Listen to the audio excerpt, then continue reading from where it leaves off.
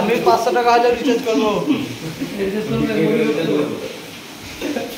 এক মাসে যদি 500 টাকা হয় তাহলে রিচার্জ করব। বর্তমানে আমরা হচ্ছে বড় লোক, আর জিও সিম কোম্পানি তো হলো আসল ভিখারি। ভিখারিগুলোই লুটছে, আমাদের লুটার হাত নাই, তাহলে লুটতে পারেন না, আর লুটছে তো জানি তো ওরাই ভিখারি। আম্বানি হতে পারে না, আসতে রিচার্জ আর করবো না, করছি না, বলে দেওয়ার করবে সবাই। এটা বুঝে দাও,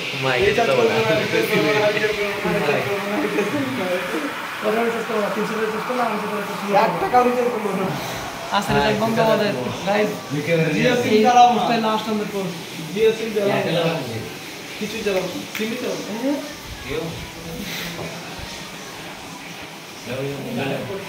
বলো এই বক্স তো রিচার্জ করব না, এই মজবুর মুখ দেখো।